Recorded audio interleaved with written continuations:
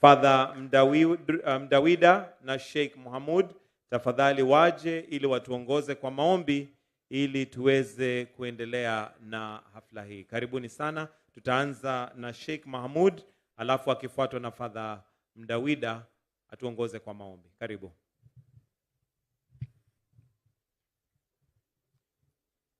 Na tuombe. Bismillahirrahmanirrahim. Alhamdulillah. Tukushukuru Mwenyezi Mungu kwa neema zako kuweza kutukanisha mahali kama hapa. Tukuomba Mwenyezi Mungu kwa fadhila zako na baraka zako ulibariki function hii au hafla kama hii. Tukuomba Allah subhanahu wa ta'ala kwa siku hii tukufu utupe amani, utupe mapenzi, tupendane. Mwenyezi Mungu ubariki kwa kazi hizi ambazo kwamba zimeanzishwa na Mheshimiwa wetu, rais wetu, basi iwe ni kubariki vijana na kila wenye kutumia ili kuweza kuwasaidia katika uchumi wao. Tukuomba Mwenyezi Mungu kwa majina yako matukufu utupe amani, utupe mapenzi.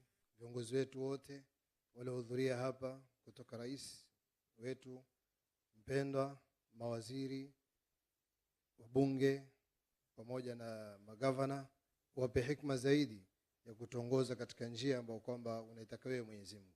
Ya Allah, kila ambalo kwamba ni la khair Mwenyezi Mungu tuletee, na kila ambalo kwamba ni la shari Mwenyezi Mungu tuweke mbali. Vile tukuomba Mwenyezi Mungu kwa baraka ya siku kama ya leo umpe imani rais wetu na aweze kutunulia sisi vifaa kama hivi ili tuweze kuendesha ibada yako kwa wema. Kwa jina la Mwenyezi Mungu na kupitia bwana wetu Mtume Muhammad SAW tumeomba na tukaamini. Wa sallallahu ala sayyidina Muhammad wa alihi wasahbihi wasallam. Kwa jina la Baba na la Mwana na la Roho Mtakatifu. E Mungu Baba Mwenyezi uliye asili ya wema wote, tunakushukuru kwa kusanyiko hili. Ni mapenzi yako Wakenya tuishi kindugu kwa ajili ya amani na maendeleo. Tunawakabidhi viongozi wetu mikononi mwako, tukianza na rais wetu mpendwa, makamu wake wa rais, gavana wetu wa Mombasa na viongozi mbalimbali wa serikali. Wajalie moyo wa hekima, upole, mapendo na utumishi maridhawa, ili katika kuyatekeleza majukumu yao haki itendeke, na hivyo msaada wa kweli uweze kuwafikia wananchi wote. Tunaomba hayo kwa njia ya Kristo Bwana wetu. Amina. Baba, Mwana na Roho Mtakatifu. Naomba tuweze kuketi. Mheshimiwa Rais wa Jamhuri ya Kenya Daktari William Samoei Ruto, Gavana wa Mombasa Abdul Swamad Sharif Nasir, Mnenaji wa Seneti Amason Kingi, Mheshimiwa Amason Kingi, Waziri wa Viwanda na Biashara Mheshimiwa Moses Kuria, Waziri wa Barabara na Usafiri Mheshimiwa Kipchumba Murkomen, mawaziri wenza, makatibu wakuu waliofika hapa, viongozi wa kitaifa na wa county, na pia tukiwa na CEO Jules Saman na Dominic Nkurunziza ambaye ni CMO wa Spiro, wageni wote walioalikwa, wananchi. Mheshimiwa Rais, kwa ruhusa yako naomba sasa nimwalike Waziri wa Trade and Industry Mheshimiwa Moses Kuria. Tumpigie makofi akija ili aweze kunena machache na atuongoze. Karibu.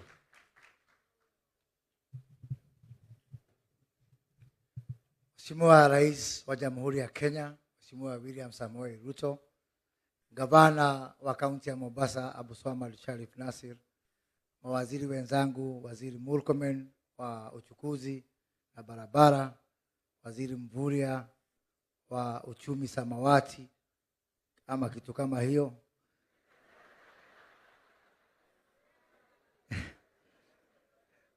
Waziri wa utumishi wa umma, Waziri Aisha Jumwa, wabunge, maseneta na wana bodaboda hoye. Hamjambo. Hamjambo tena. Mheshimiwa Rais, leo ni siku wa wale watu ambao mkubwa wangu anaitwa Ligiji anaitaga shareholders. Hawa ndio shareholder wa serikali yetu. Kama si kwa hawa, mimi sioni kama tungekuwa hapa siku ya leo mbele yenu. Na wana boda boda, leo ni siku yenu na mjisikie mkiwa na nguvu.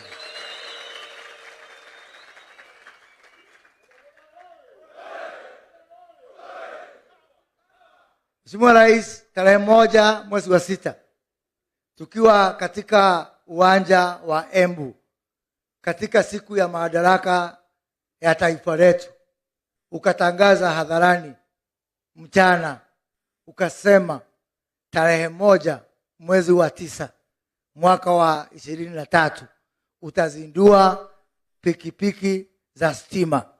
Nataka kuuliza wana bodaboda, nimesahau kalenda yangu nyumbani. Leo ni tarehe ngapi? Mwezi gani? Ametimiza hajatimiza? Ametimiza hajatimiza? Mheshimiwa Rais, kuna maneno mingi ilikuwa imesemwa ati sisi tunasema na hatufanyi. Na leo umekuja hapa kusema ukweli, niseme tulikuwa tumekualika hapa kesho. Ukasema hautakuja kesho, utakuja leo ndio uweke ile pledge ambao ulipatia wana boda boda.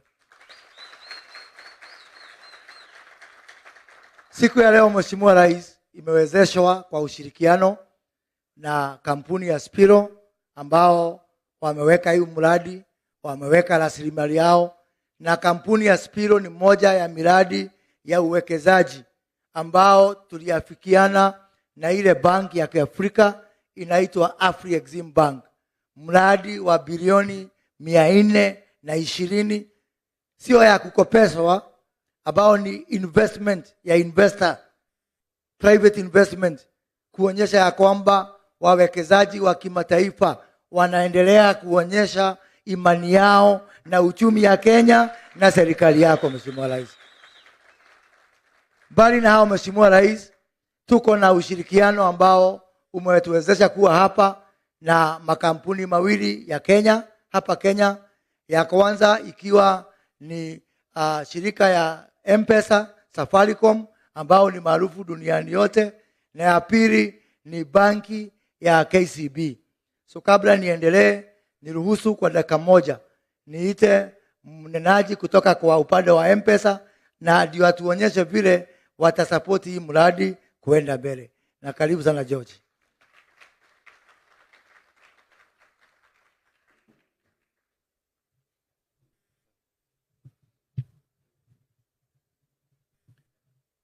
Your Excellency, Dr. William Ruto, the President of the Republic of Kenya, due to time, you will allow me to ride on all protocols.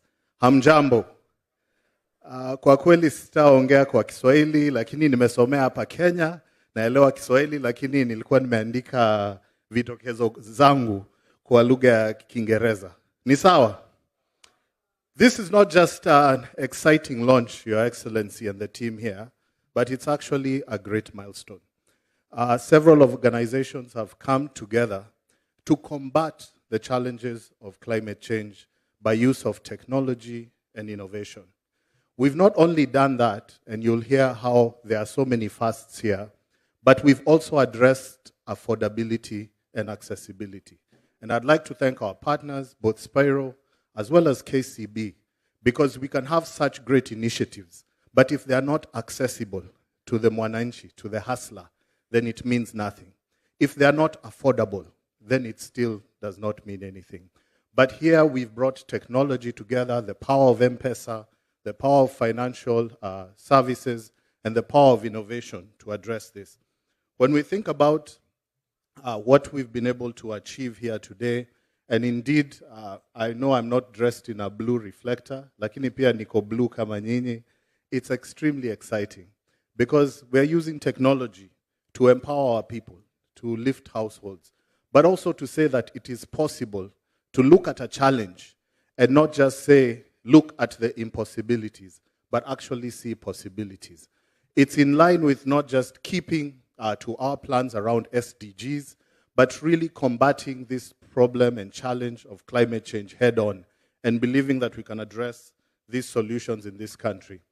Last but not least, this is a first, and I'll be announcing this because CS reminded me that 9 years ago, you were the first to go to our late CEO, Bob, to challenge him that we need to have standing orders on M-Pesa. This is the first initiative where you will have standing orders on a mobile platform. The first in the world, not just the first in Africa. So very happy that CS has been part of that. And we will not just use it for this project, Your Excellency. We were talking with CS, we're going to look at it across, even in health and other areas. Because we understand this economy, it's a Kadogo economy. We need to break things down to increase accessibility and affordability. And so somebody may not be able to have 500 shillings at a go to pay for NHIF, but if you can break it down to 17 bob a day, then they can be able to access. Your Excellency, I'm here and it would not be right for me to introduce the team from Safaricom, the young people who've worked on this great innovation. Allow me to ask you to stand up kindly, the team from Safaricom.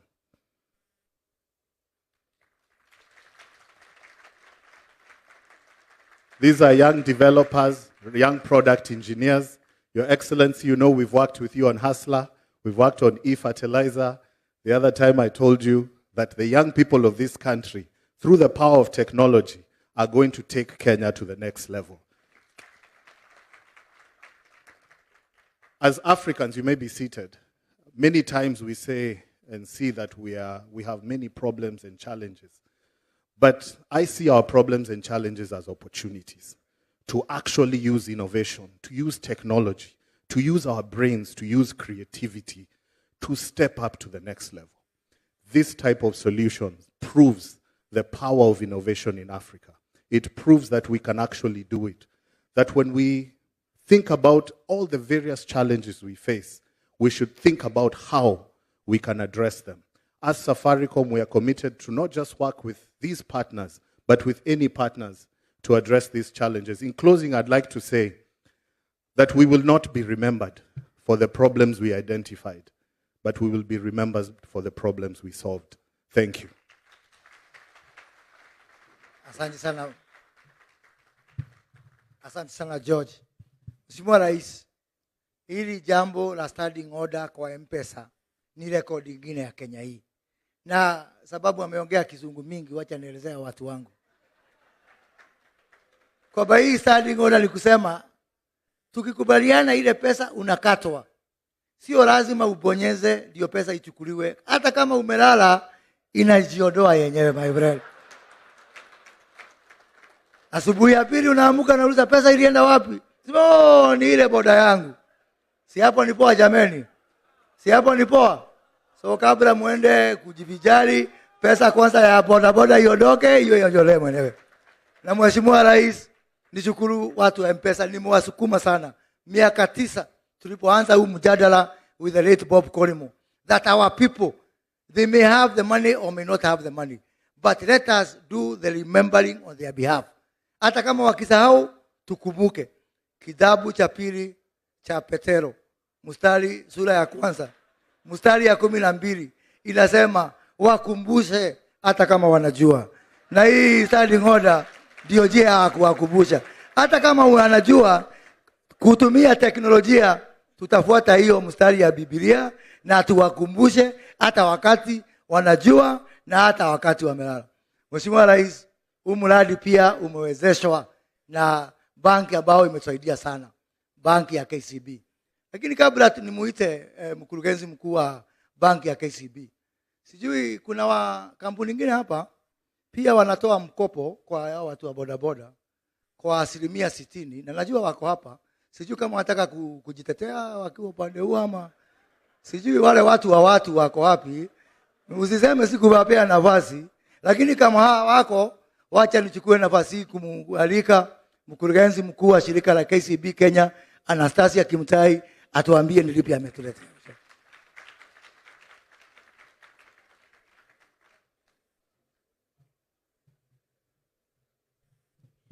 Your Excellency, Dr. William Samoei Ruto, President of the Republic of Kenya and Commander-in-Chief of the Defense Forces, all the cabinet secretaries present, Governor, Mombasa County, national and county government officials, project partners, ladies and gentlemen, Salam alaikum. Thank you so much, Your Excellency. It gives us a great honor as KCB Bank to partner with you, and more specifically, a local bank that believed in your vision, and we've worked together even when other people could not see the light. And our commitment this evening, Your Excellency, is that we will continue working together to transform the lives of the people at the bottom of the pyramid. Your Excellency, when you invited us to be on the table for fertilizer conversation, we came to the table, nobody believed. If you now go to the western part of the country, there is Bamba harvest. When you invited us for the ASLA fund, nobody believed. As KCB, we use our resources to enable that. Your Excellency, how about the G2G oil? We came to the table, and that's a clear demonstration that there is a bank that believes in your vision, and we will work together.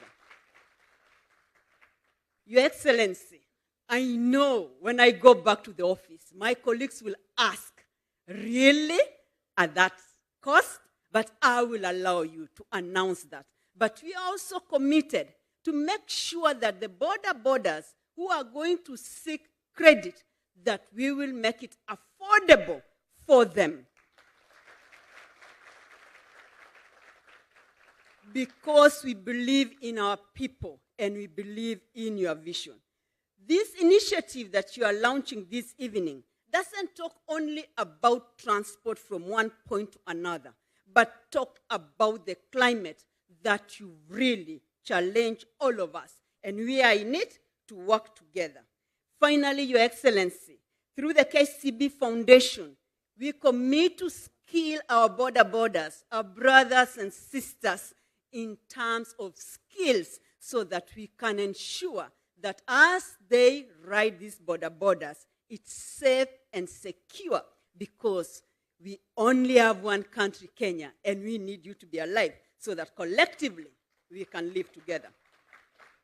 Finally, Your Excellency, as we move forward, let us remember that the journey towards a greener future requires collective effort. Together, we can make a difference and create a sustainable world for the future generation. Thank you so much. God bless Kenya. God bless you all. Asanteni sana. Your Excellency, Madam Anastasia has talked about safety and security. Me, what I know best is how to give these people a border that is cheap, that is affordable, that they can charge. Maneno ya safety, I'm not very good at. Lakini moto unaazimwa pahali umewaka, so nitamwalika sasa mwenye safety hiyo umesikia, waziri wa uchukuzi Kipchumba Murkomen akuja atuelezee hayo.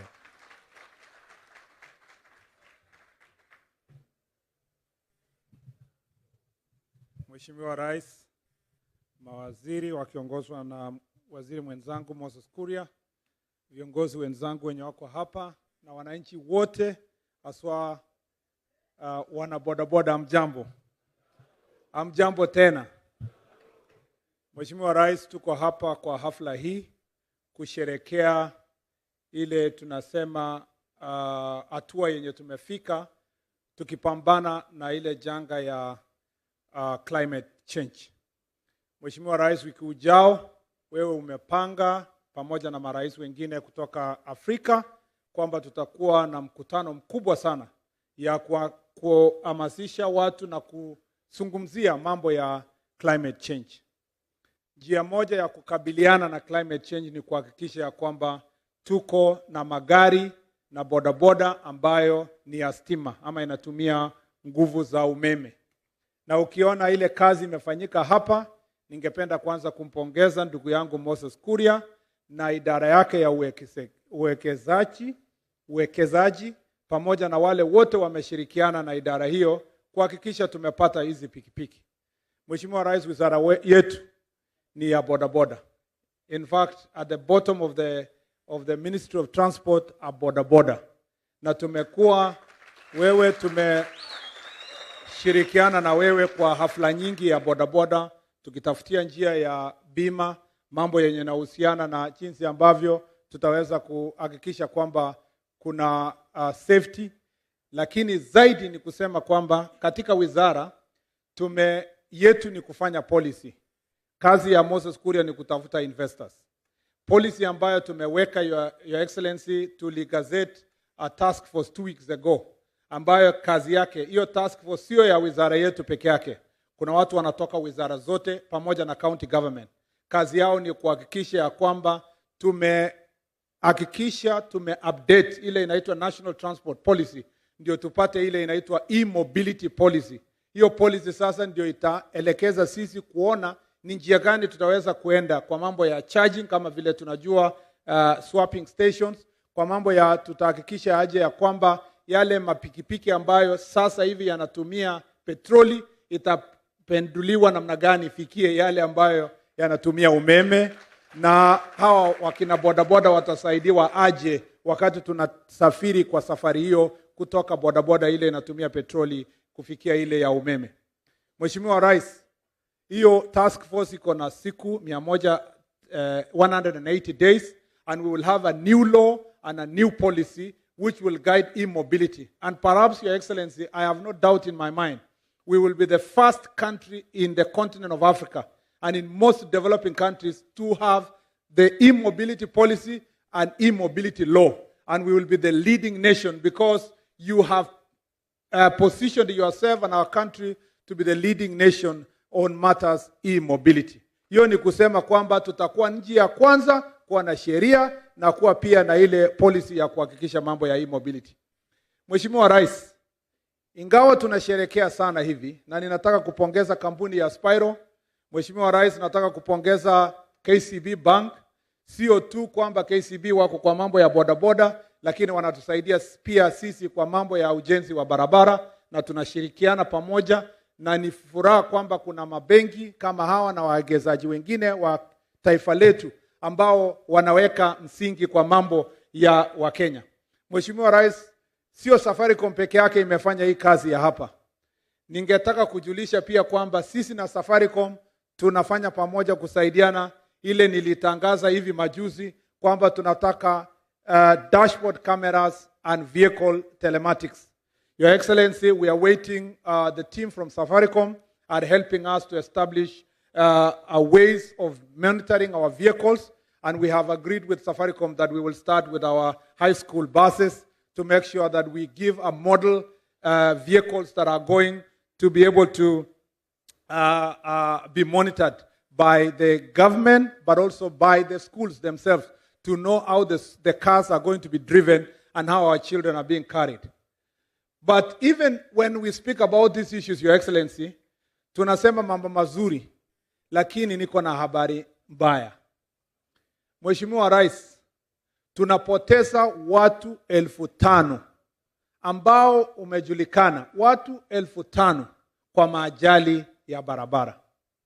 Na katika hawa watu 5,000 tunapoteza kwa ajali ya barabara, watu 3,000 wanachangiwa na sekta ya bodaboda.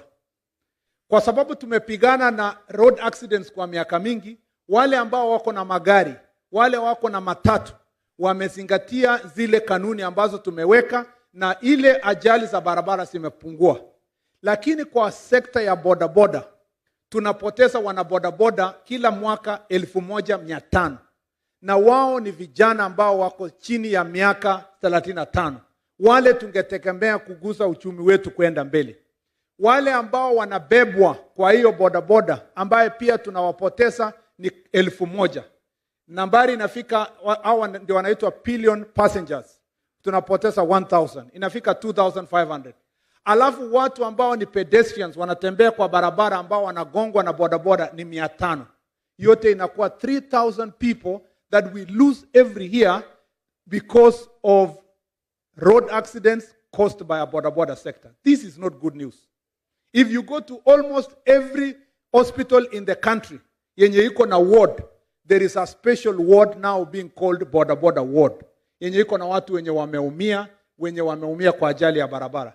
Hata kama tunasherekea mambo yenye tunasherekea hapa, ningependa kuwaomba katika sekta hii ya bodaboda, na washukuru Spyro kwa sababu nilionyeshwa ile motorbike yao iko na speed governor, na pia iko na teknolojia ya kuonyesha ule mtu wa bodaboda anakimbia kwa mbio gani na ako upande gani. Mheshimiwa Rais, ile sekta hii yenye tukitaka kupunguza ajali za barabara na kuokoa taifa letu, uchumi yetu na maisha ya watu wetu, mimi nawaomba ninyi ndugu zangu ambao uko mwa bodaboda sekta, wale wanakufa zaidi kwa hii ajali za barabara ya bodaboda sio hata wananchi wengine, ni nyinyi wenyewe. Na ningependa tuzingatie kanuni za barabara za kuhakikisha kwamba tuko na safety, ndio sisi tuweze tukatembea na tupate nchi ambayo iko health. Tukicelebrate mambo ya bodaboda sector, tuna celebrate ile pesa inakuja kwa familia, sio ile pesa inaenda kuondoa familia nzima kutoka kwa ajali za barabara. Tunajua kwamba kuna wengi wako na maajali mbaya na inafanya mafamilia wauze kila kitu yenye wako nayo ili waweze wakatibu wagonjwa. I really feel this is a very terrible thing and I want all of us to join hands. Mheshimiwa Governor, tumekubaliana kwa wizara yangu ya kwamba tutaleta mswada yenye tutajadiliana sisi pamoja na county governments. We would like the regulation of transport in the boda sector, because it's a last mile form of transport, to be transferred to county governments with the support of national government, so that the problem is sorted at a local level by county governments. And we are ready even to find a special grant and conditional grant that will go specifically to that function to be managed by county government, so that we can get better results insofar as dealing with accidents in the boda sector is concerned. Hiyo ndio ujumbe wangu wa siku ya leo. Mbali na haya, nataka nishukuru ndugu yangu Waziri Moses Kuria. Ilifaa sana Mheshimiwa Rais mtu kuwa waziri ambaye ni mwanabiashara kama huyu Moses, na afuati sana kanuni za wizara, anafuata zaidi kanuni za biashara. Ndio unaona tunaweza kusonga mbele vile tunasonga. Nashukuru sana na Mungu awabariki. Asanteni sana. Mheshimiwa Rais, hapo kwa usalama niongeze kidogo niseme, wale wezi wamezoea kunyang'anya wanabodaboda wetu bodaboda zao. Hizi za Rais William Ruto za stima, ukijaribu kuiba apige risala, jameni tunaizima tukiwa control room, unaichukua bodaboda yako unakuja, tunakwambia mambo ni mangapi?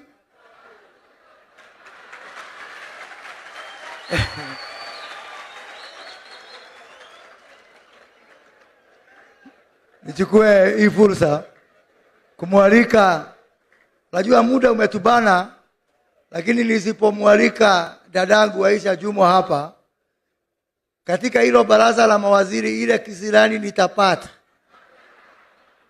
Waziri Aisha Jumwa, karibu.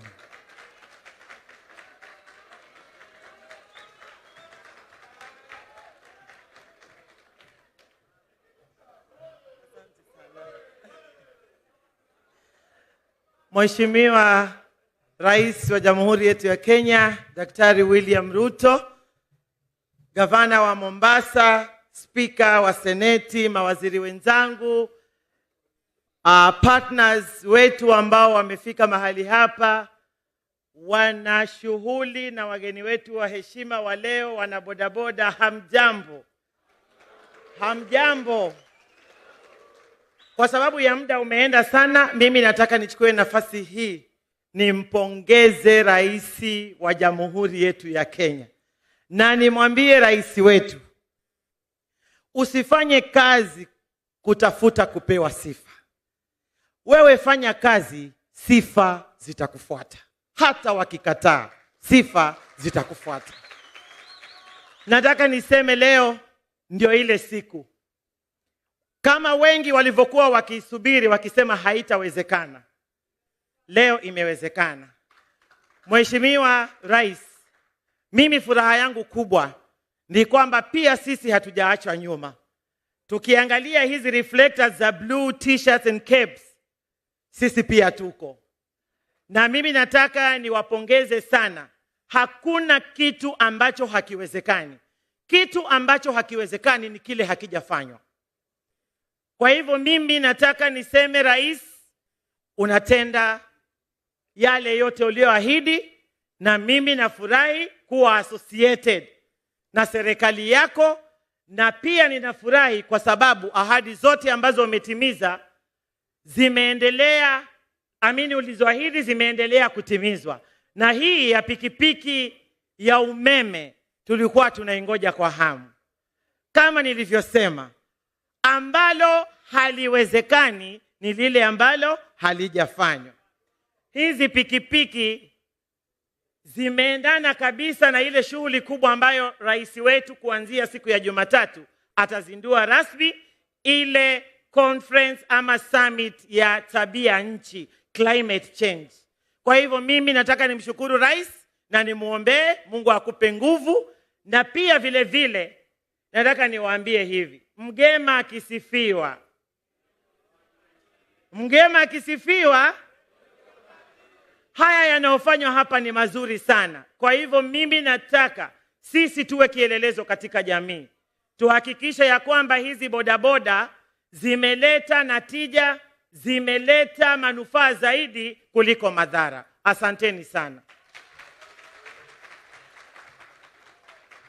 Mheshimiwa Rais,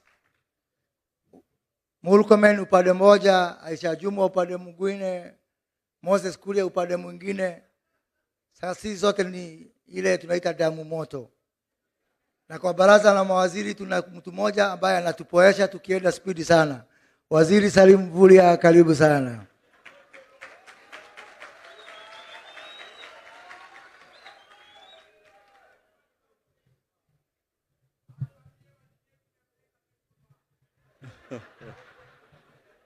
Mheshimiwa Rais Daktari William Samoei Ruto, mawaziri wenzangu, gavana na Mheshimiwa Spika, makatibu na viongozi, wanabodaboda na wananchi wote, asalamu alaikum. Bwana Yesu asifiwe. Mheshimiwa Rais, niruhusu tu kwa dakika moja niwasimamishe viongozi wa pwani wa tabaka zote, wale ma-chairman, ma-director, CASs, tafadhali tumsimame tuwatambue. Watu wetu wa chama, kila mtu asimame. Basi hawa ndio viongozi ambao wamehudhuria kutoka hapa, wanabiashara hapa. Asanteni sana. Asanteni, tunaweza keti.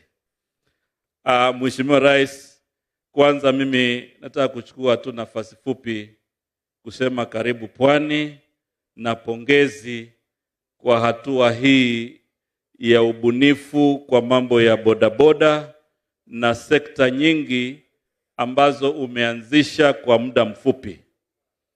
Wakati ulianzisha Hustler Fund, watu walifikiri pengine your magic ama uhodari wako uliishia hapo. Lakini kumbe mkoba bado ulikuwa na mambo mengi. Leo tarehe 1 mwezi wa 9 umetuonyesha maajabu ya bodaboda ya stima. Na tunajua katika programu yako ya maendeleo bado kuna mengi.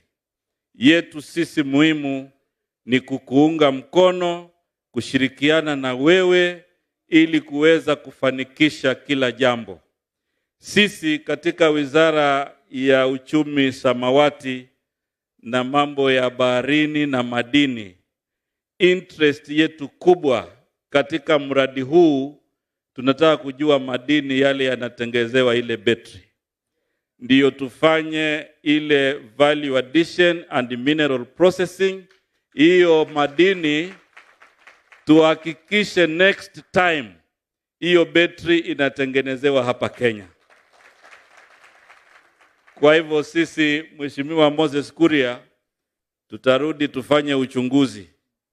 Tujue hii betri ni ya lithium, hii betri ni ya nickel, inatumia graphite, so that next time we are doing our mineral value addition and processing policy, we make sure that that mineral is developed here and we are able to do this in this country. Kwa hayo machache, mimi nataka pia kusisitiza Mheshimiwa Rais, hivi majuzi kumekuwa na kelele nyingi kwa sababu kuna watu wengi ambao hawataki ufanikiwe kwa huu muda mfupi. Mheshimiwa Rais, sisi tuko nyuma yako, tunakuunga mkono, Wakenya wanakuunga mkono. Funga masikio, usisikize kelele. Ile mambo ambayo umepanga kwa mpango wa Kenya Kwanza, tufanye kazi, tuinue uchumi wa Wakenya wote. Kwa hayo machache, asanteni na Mungu awabariki. Asante sana. Mheshimiwa, nikimalizia, Mheshimiwa Rais, sasa nitamwalika Spika wa bunge ya Seneti ndio ameweze kumwalika governor ili aweze kutumalizia hiyo mkondo, na ya governor atakualika. Lakini niseme Mheshimiwa Rais, hii mambo yote Kenya inawezekana kwa sababu ya kitu kimoja. Kwa muda mrefu sasa tuko na rais ambaye anasikiza na ambaye anatimiza lile anaahidi. Yangu ni kusisitiza hapo, Waziri Mvurya amesema hawa watu kazana na wao macho kwa macho, omundu kwa mundu. Hawa makatel ambao wamezoea vijana wetu wabaki kwa umaskini miaka yote, ya kwanza nitakuachia wewe, ya pili nitakuachia wewe, ya tatu ikizidikana unione kando. Asante sana, Mungu abariki. Speaker King.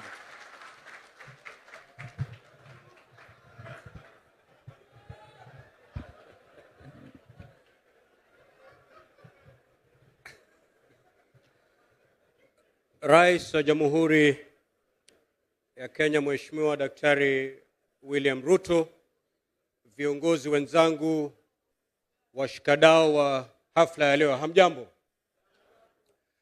Rais wetu baada ya kusikiliza wale wenzangu waliozungumza awali, kusema kweli mambo ni matatu. La kwanza, accessibility. La pili, affordability. Na la tatu, sustainability. Hao ndo ni matatu ambayo tunapata kutoka kwa mradi huu. Your Excellency, one of the core pillars of the bottom-up economic transformation agenda, better known as the plan, one of the core pillars is the creation of the wealth around medium, small and micro enterprises. Na katika wavu hilo ndo tutapata hawa vijana wetu. Wana bidii kubwa, wana kiu ya kusukuma uchumi, lakini changamoto kubwa ni kwamba they don't have affordable credit.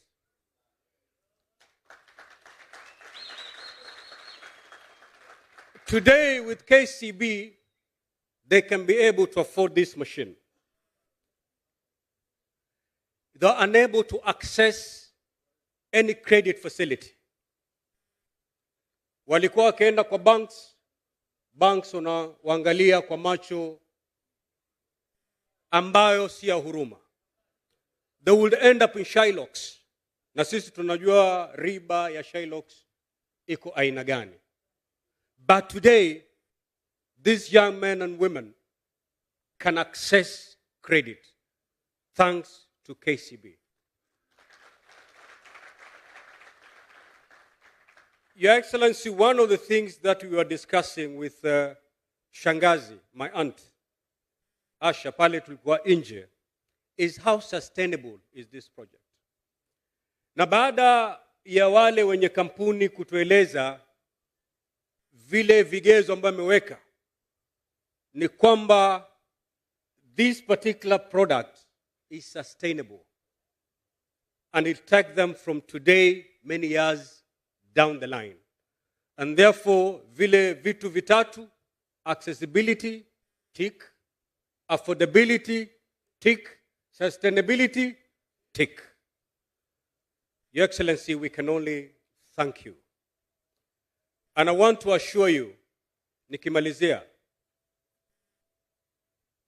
these young men and women, they're aware and they know one American singer, very famous artist in America, anaitwa Drake. Si mnamjua? Drake aliimba nyimbo moja inasema kwamba we started from the bottom, now we are here. I can assure you, Your Excellency, at the end of your presidency, in fact not by the end of your presidency, in the course of your presidency, these young men and women will be singing that song. Because of this kind of intervention. May God bless you. Na mchukue ile wosia Waziri Murkomen amewapatia. Mutafika mbali. Kwa hiyo mengo machache, Mwenyezi Mungu atubariki. Governor, karibu.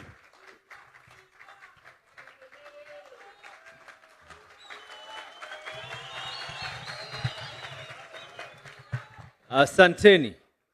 Salamu alaikum. Mungu yu mwema. Your Excellency, ukisikia fujo hawa jamaa ndio walinifanya mimi niwe gavana. Na nitaongea mambo yao nikimaliza. Lakini kwa sasa hata mimi pia unajua sasa hivi Kenya tunaenda mambo matatu peke yake. Hata mimi pia yangu si mengi, ni matatu peke yake. Ya kwanza mimi nilikunong'onezea Your Excellency. Nikakwambia ya kuwa hii mambo ya e-mobility ni lazima kuwe na national legislation, sheria. Na mimi nashukuru nimesikia Waziri Murkomen, he has taken the right step. Lazima kuwe na sheria ili iweze kuwachunga wale wenye fanya biashara na pia vile kuwachunga hawa waungwana. Kama serikali ya county sisi tuko tayari kuweza kuwasaidia. Kama kuna sehemu mnahitaji mambo ya charging stations na exchange stations, tuweze kuhakikisha ya kuziweko kwa wingi. Pia vile Your Excellency, hawa bwana, ili jambo limeweza kuanzishwa hapa Mombasa. Itakuwa ni jambo la aibu kama na sisi kama county 001 tutakuwa sio wenye kuendeleza mstari huu. Kwa hivyo kama serikali ya county ya Mombasa, kwanza Department ya Public Health, Department ya Inspectorate na Department ya Revenue, pikipiki zao sasa tunatoa amri zitakuwa ni electric ili tuweze kwenda sambamba na dunia nzima. Pili, Your Excellency, mabwana, na mimi pia sijui niseme ya kwa na, lakini pia nikisema ni si vibaya, sio? Mabwana, Your Excellency, they made me who I am and I am forever indebted. Mimi nataka safari hii mulinipandisha pikipiki zile za petroli na pikipiki zile nyingine. Kwa hivyo mimi najitolea sub county hapa katika Mombasa ziko 6. Kuna sako 6.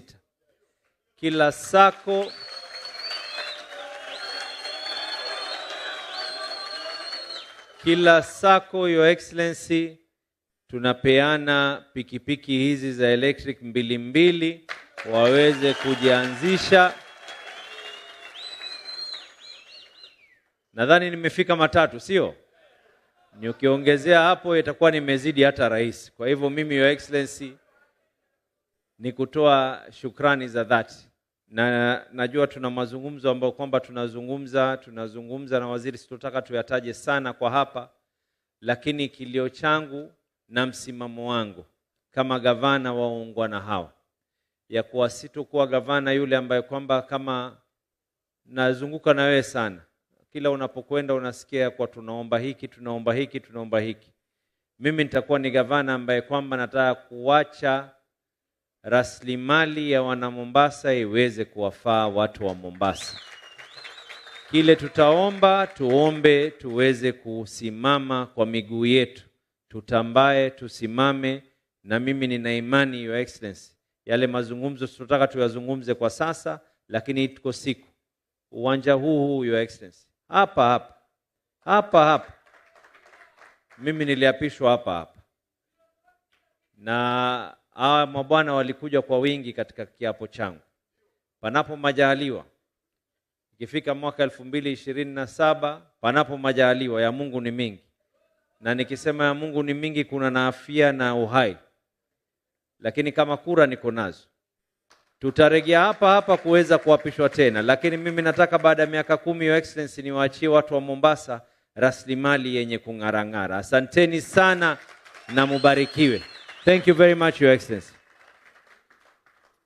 And now, Your Excellency, I take the opportunity and pleasure to invite you kuweza kuzungumza na wana Mombasa na Wakenya kwa jumla. Na kila siku kuna mpya, sijui leo itakuwa gani. Thank you very much. Asanteni sana, tafadhali tunaweza kuketi chini.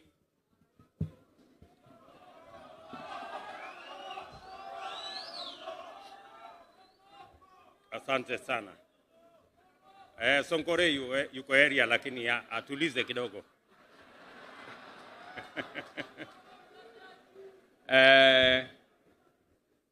Ndugu viongozi wote wenzangu, watu wa Mombasa, wangwana wa boda, hamjambo. Ni furaha yangu kubwa sana kurudi hapa tena Mombasa. Mnajua mambo ni mangapi? Between the 4th and the 6th of September 2023, our country will have the honor of co-hosting the Africa Climate Summit with the Africa Union Secretariat at our capital in Nairobi.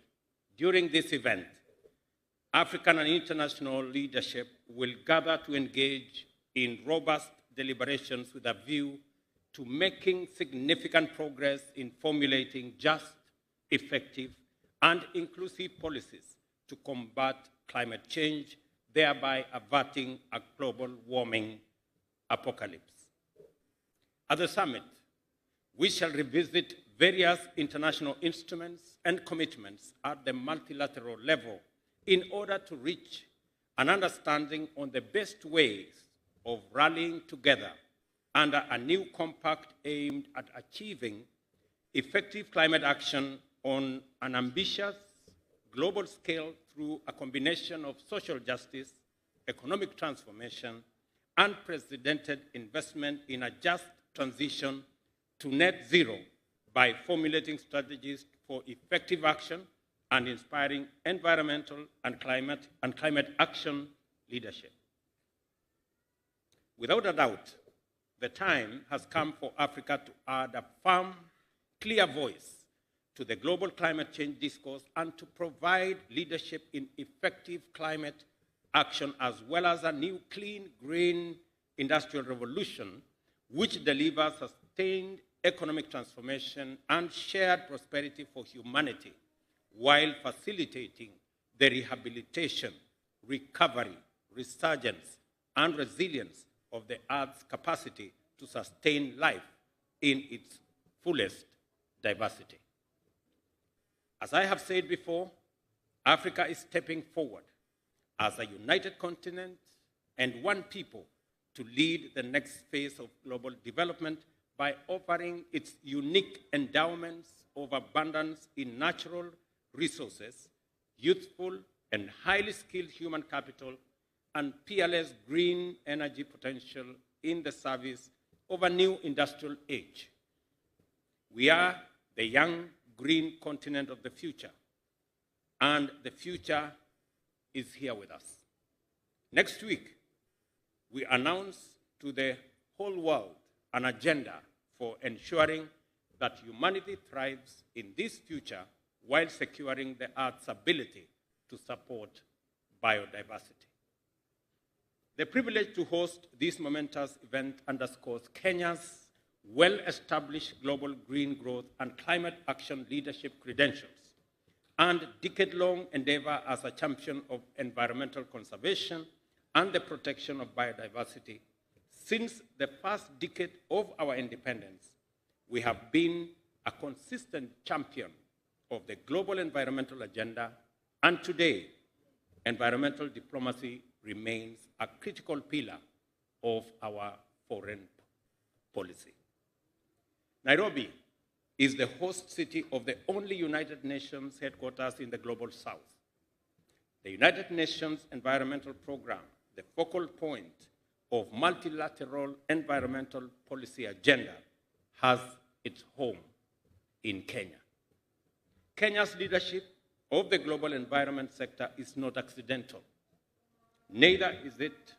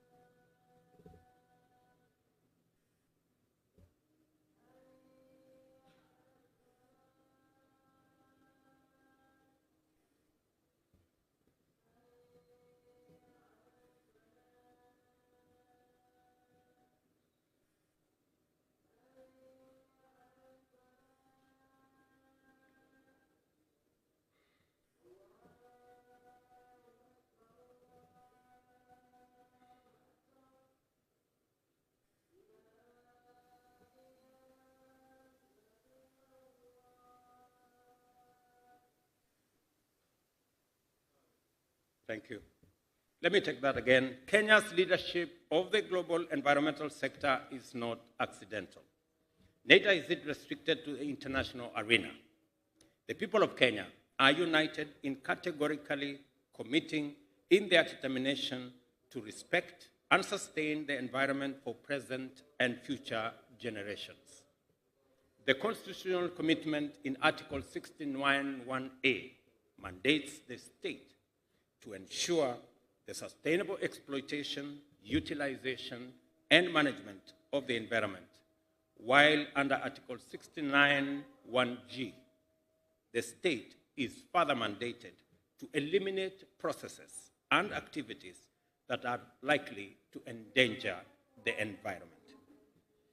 Further, our National Economic Development Blueprint Vision 2030 sets out Kenya's ambition to transform into a highly industrialized middle-income country, providing a high quality of life for all its citizens by 2030 in a clean and secure environment. In short, a strong commitment to the environmental sustainability as an essential feature of Kenya's national identity and a fundamental element of the National Development Agenda is firmly in our Constitution. This is why our bottom-up economic transformation agenda explicitly plugs into global environmental and climate change agenda through the bottom-up 3P agenda, which commits us to attend simultaneously to the people's well-being, the planet's ecological vibrancy, and the capacity of enterprises to generate profits sustainably. We take our commitments under the United Nations Framework Convention on Climate Change very seriously. Therefore, we remain firmly on course to meet the pollution reduction targets under the Paris Agreement. We are also taking decisive steps in our shift to zero emissions. As pertains to the environment, climate action, and ecological responsible industrialization, Kenya is in it for Kenya, for Africa, and for the world. We are doing it for our citizens and also for humanity. For this reason, we have designed and designated a Ministry for Environment and Climate Change to undertake the National Climate Action Plan in order to facilitate the achievement of our national environmental, biodiversity, and climate change imperatives, including under our nationally determined contributions. We are committed to enhancing our climate action by adopting low carbon and efficient transportation systems through the application of innovations, including clean, efficient, and sustainable energy technologies. The bottom-up agenda for economic transformation identifies the adoption of electric mobility, or e-mobility, as a priority intervention to achieve the win-win outcomes of reducing greenhouse gas emissions, providing cheaper transport, and leveraging our large local and regional motorcycle market to build an electric motor vehicle industry. Motorcycles comprise the fastest growing form of transport in many countries. This fact has serious implications for climate change and air quality. Our continent now faces a tremendous CO2 emissions challenge owing to its huge two-wheeler internal combustion engine powered fleet. In many African countries, the air has a particle percentage that is well above the WHO recommendations. Aging fleets and unsustainable technologies are to blame for this big hazard. Here in Kenya, 2- and 3-wheeler vehicles comprise the largest share of our national fleet at 67%. Our cities and urban areas are in danger of turning into heavily polluted and unhealthy places, placing millions of enterprising people at great risk. It has been clear for some time now that something must be done about this. And today, we're doing it. I repeat, today, we are doing something about it. The adoption of electric mobility is a high priority intervention to address the challenges of pollution, adverse health effects, and fuel costs, which raise the cost of living. Successful transition of e-mobility requires a fundamental reconfiguration of our transportation systems through electrification and the provision of every necessary service and infrastructures throughout the ecosystem. Fortunately, Kenya is well ahead in laying down the foundations of this shift. We are a global leader in the production of clean, green energy. Over 90% of the power in our national grid is generated from renewable sources, and there remains potential to produce much more in the future through wind, solar, and geothermal generation, taking our generation to 100% by 2030. In order to achieve these intended aims, transition to e-mobility therefore calls for intensive investment, which is best undertaken by the private sector.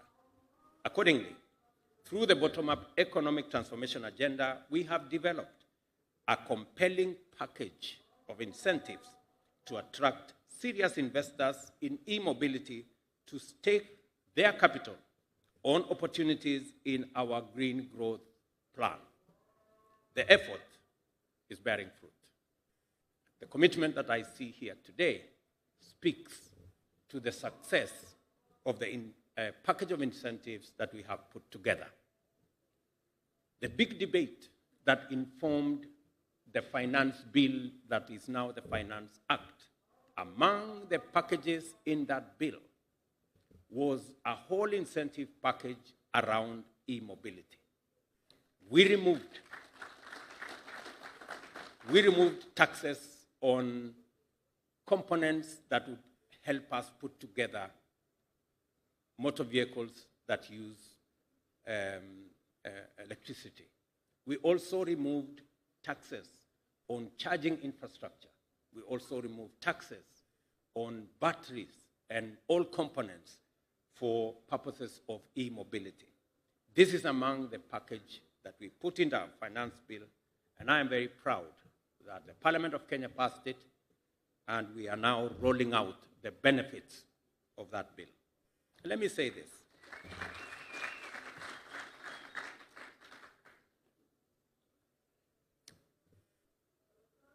Because of the package we have put in place, the motor vehicle you see here, it's variable.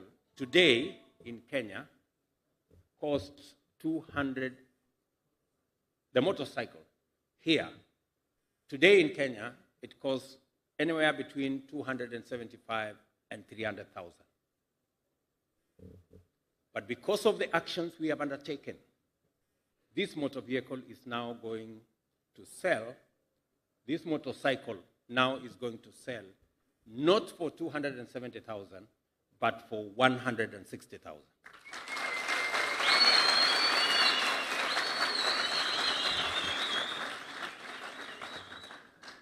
If you buy it cash.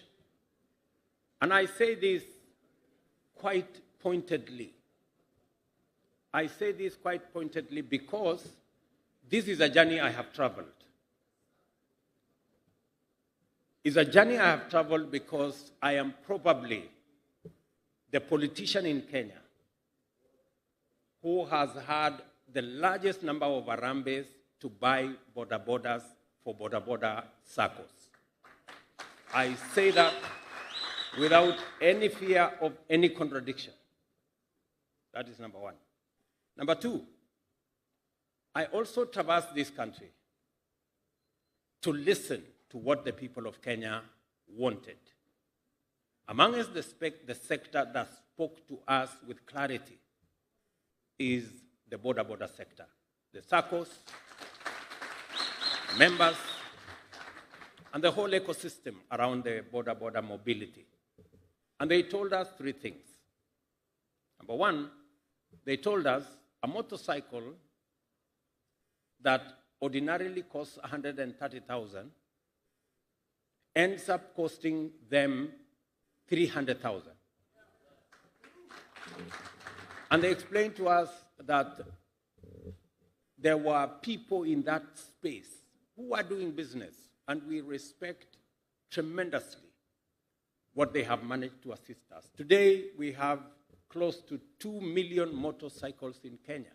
And they're doing a good job, and we want to thank those who came ahead of us.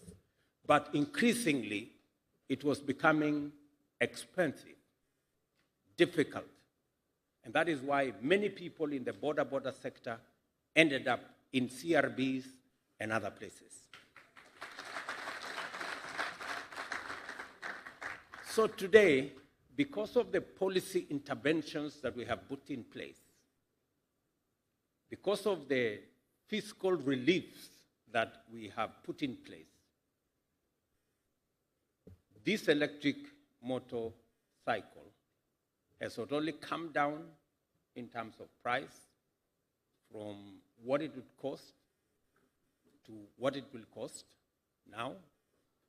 And my expectation, and I have talked with Spyro and all the other investors in that space, that my expectation is that for the next 6 months, we will buy this motorcycle at 160,000, those who want to pay cash. But because in 6 months we expect them to assemble the motorcycle here in Kenya, that price will come down from 160,000. And again, in 12 months or thereabout, I will keep my focus on it. We want to manufacture the whole motor vehicle here in Kenya. And we expect again the price to come down. So that is the trajectory. That is where we are focused on. So that's number one. Number two, because of interest, many players in that space, because of many factors, exposure, many issues, were charging anywhere between 50 and 60% interest yearly. I am happy that even the people who do not have the money to pay cash, right? Now they have an opportunity to pay on credit, but they will not be paying 60%. They will be paying interest less than 10%.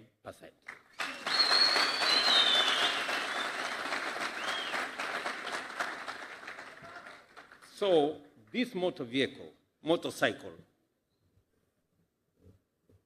that is 160,000, if you pay on time, it will cost you a total of 190,000 or something below 200,000. After 3 years, that is all the money you will pay. The figure of 300,000 for a motor vehicle of 130,000 is no longer applicable. So instead, because many of the border people told me that they were being asked to pay between 400 and 500 shillings every day. Now this will cost you less than 200 shillings, maybe 100 daily. Let me tell you another good story, right, about e-mobility. The other good story about this e-mobility is that the battery that you will use is going to cost you half the fuel that you would use. For 70 kilometers, you will only pay 215 shillings. If you were to put fuel, you would need 400 shillings. So again, it is cheaper to operate this motorcycle than it is to operate the other one. So you not only get a good deal both ways, you also get to operate it much more cost effectively.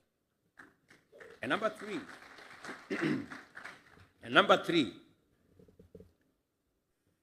is the subject of safety. We all know that one of the biggest drawbacks from our border sector is that there are so many accidents. And many people try to criminalize this border sector that there was a problem. The e-mobility concept that we have now brought in place is that these motor vehicles will now have traceability.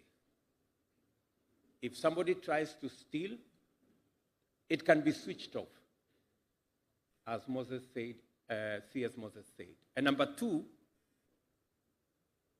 it cannot overspeed because the speed can be controlled from somewhere else. So even if you have a reckless rider, they will not have the luxury to ride this motor vehicle at speeds that are dangerous and that makes the whole enterprise a big expense on our health. So we are sorting out very many things. We are sorting out interest. We are sorting out the costs of the motorbike itself. We are sorting out safety. We are sorting out our environment. The biggest concept here is that the emissions that come from the huge resources we spend on importing fossil fuels will now go down because we will be using our renewable energy resources to drive our transport sector and our e-mobility will provide. And this is why I am delighted to preside over the launch of the Africa Smart Mobility Solutions Kenya Limited by Spiro, an e-mobility giant with a track record of success stories in electric vehicle industry whose footprint spreads from Benin to Togo all the way to Rwanda. SMS Kenya has a well-earned reputation for innovative battery swapping technologies and motorcycle customized to serve the African market needs. Through this and their voluntary approaches, they have saved our continent over 4,000 tons of carbon emissions, thereby providing a cleaner, greener alternative to traditional transportation. In Kenya, Spiro has established a high-tech electric motorcycle and battery manufacturing plant here in Dongokundu with capacity to assemble 1,000 e-bikes daily. I look forward to coming to look at that project. Spiro's investment in Kenyan farms affirms our commitment to facilitate a transition to e-mobility and sustainability in transportation. It also creates jobs and transfers technology, knowledge, and skills to our market in a very sustainable way.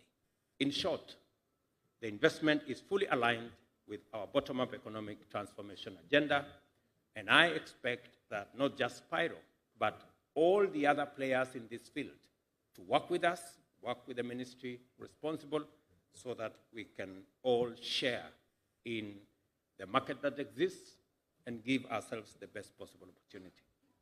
Spiro is also good news for our border industry.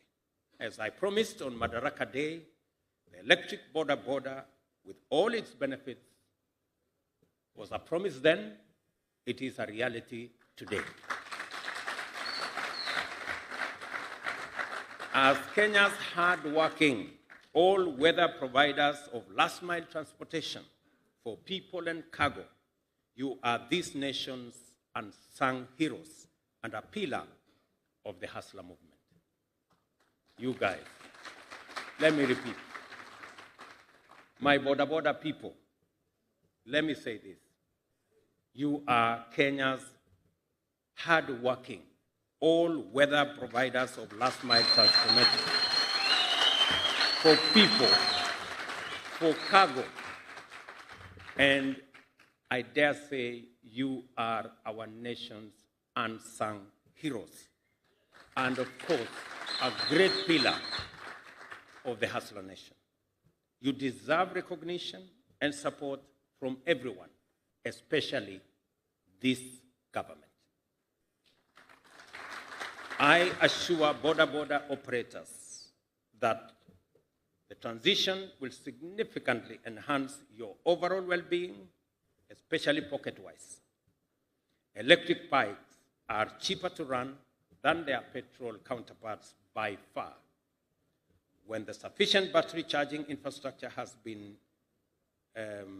established and rolled out, a critical mass of e-bikes reached, government will phase out motorcycles powered by internal combustion engines in the short term, with view to abolishing their importation altogether when we have a critical mass of e-bikes in our country. To Spiro, I welcome you once again to Kenya and congratulate you on your achievement. I also encourage you to lead other players in investing in the vast opportunities created by our endeavor to transition into sustainable technologies as part of the transition demanded by climate action. I also urge more players to join Spiro and deliver value and sustainability to our border operators and every other Kenyan. And I look forward to, I think the first 1,000 motorcycles are here. I have already authorized the first 10,000 to be brought into the country, and I am looking forward to an expanded space so that in 6 months' time, we should have a full factory in Kenya for CKD, assembly of these motorcycles, and other players are welcome to be in that space. And in a year, as I said, we want to have the manufacture of these motorcycles in Kenya for the Kenyan market, for the African market, and indeed for the global market as well. There exists tremendous potential. We now have close to 2 million motorcycles. Replacing the 2 million is a whole industry. And beyond the 2 million, I've seen the governor of Mombasa has said he's going to buy some, and we are going to make it the first choice means of transportation in our ecosystem. So I am really proud of our partners. Kenya Commercial Bank. Let us clap for this great bank. Kenya Commercial Bank has done the unimaginable. They have agreed to lend to the border sector at single-digit interest rates. That is tremendous confidence, not just in the border sector, but also in our country. Many other banks, Equity Bank, Cooperative Bank, Family Bank, and others have worked with us, build a lot of confidence around our economy, and I want to congratulate all the other banks that are partnering with us in making sure that we deliver the Kenyan vision, the transformation of our country. That is our collective responsibility as a nation. And in conclusion, let me conclude by saying, asanteni sana, vile nimesema. Ni kwamba niliwaahidi, nilitembea Kenya, na nikasikiza ndugu zangu wa bodaboda. Wakaniambia ya kwamba wanalipa interest 60%. Kwa sababu pikipiki ya 1,130 wanaenda kulipa baadaye shilingi 1,300. 1,320. Oh, nimesahau 20. 1,320. So leo tunapindua mambo kwa sababu niliwaahidi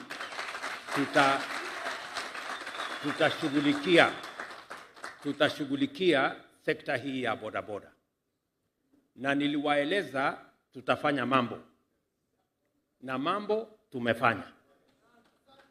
Tunaelewana?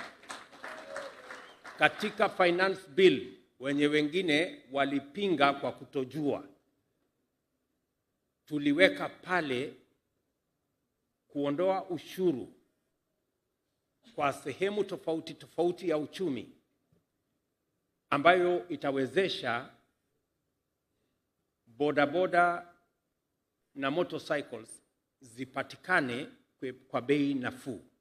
Vile nimewaeleza, hii pikipiki kwa sasa ilikuwa inatugharimu shilingi 1,270 kwa sababu ni ya e-mobility.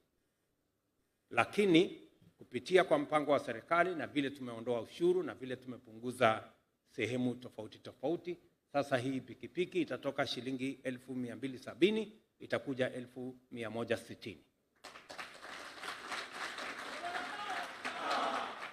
Vile nimewaeleza ya kwamba ile interest rate mulikuwa mnalipishwa ndio pikipiki ya 130,000 ifike 1,300 ilikuwa ni karibu 60%. Hiyo interest rate sasa tumeisukuma chini kutoka 60% mpaka chini ya 10%, na tunashukuru bank ya KCB kwa kuwa na imani na ndugu zetu wa bodaboda na kuwa na imani na serikali ya Kenya. So ile pikipiki hata ukichukua kwa mkopo kutoka 1,160 ingekuwa kama ingekuwa ile mkopo ya zamani ingekuwa inafika shilingi 1,300 na pengine 70. Lakini sasa ukichukua hata kwa mkopo itakuwa 1,190. So we are making a real difference.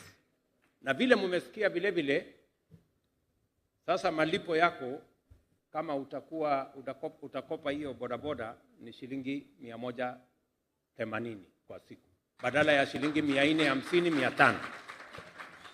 Mnanielewa nyinyi wangwana?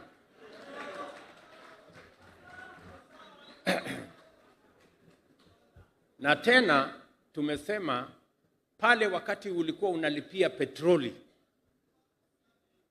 pengine shilingi 300, shilingi 400 kila siku, sasa kubadilisha betri ya hii pikipiki yenu sasa itakuwa bei nusu ya ile mlikuwa mnalipa ya petroli.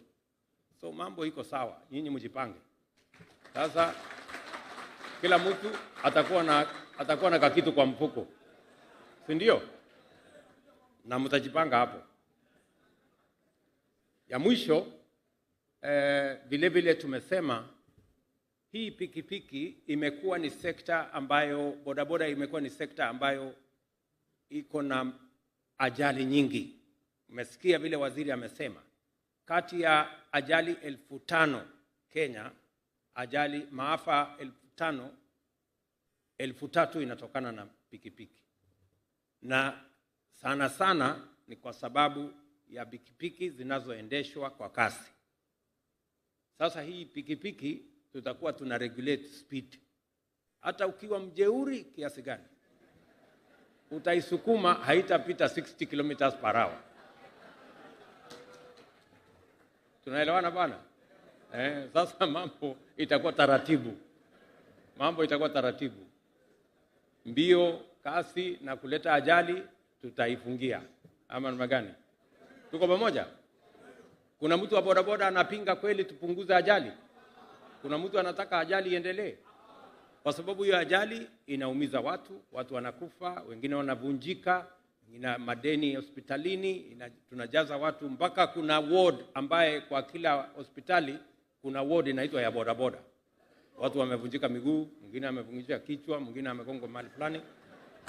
So hiyo maneno sasa tusimamishe. Hiyo kama tunakubaliana jameni.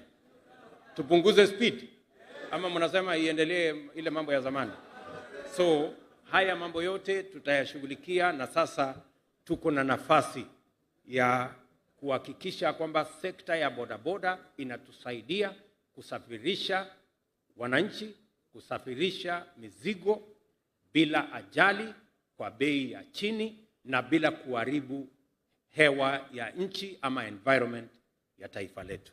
So it is, I think we can call a triple win if there was anything like that. So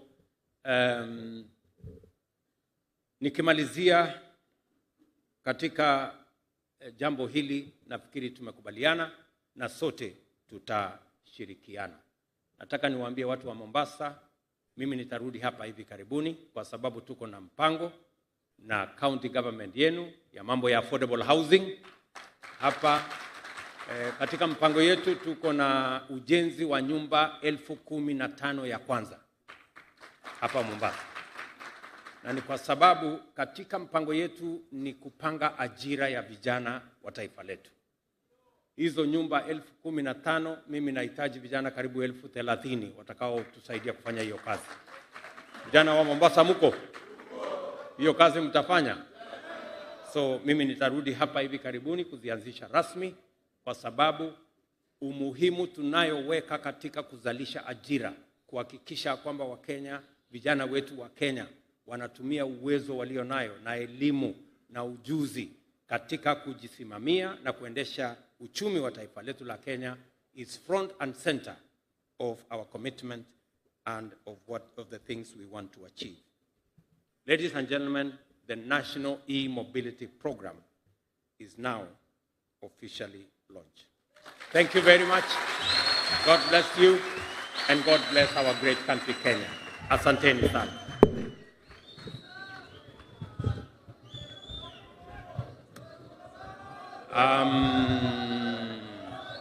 Hapa tuko na wabunge wengi na tuko na viongozi wengine wengi na ma-PS na tuko na Sonkore. So lakini sisi wote ni jeshi moja. Asanteni sana. Tunawapenda sana na tunawatakia baraka ya Mungu. Thank you very much.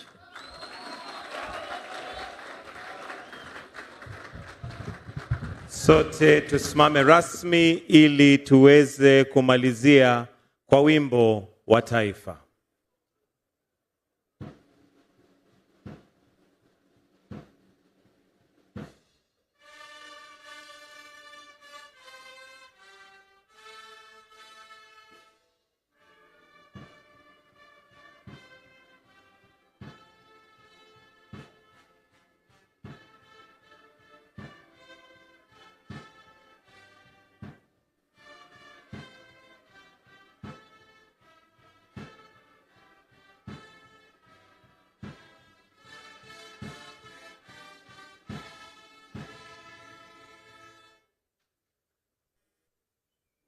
Tuweze kutulia, tumruhusu rais aweze kutoka. Asanteni.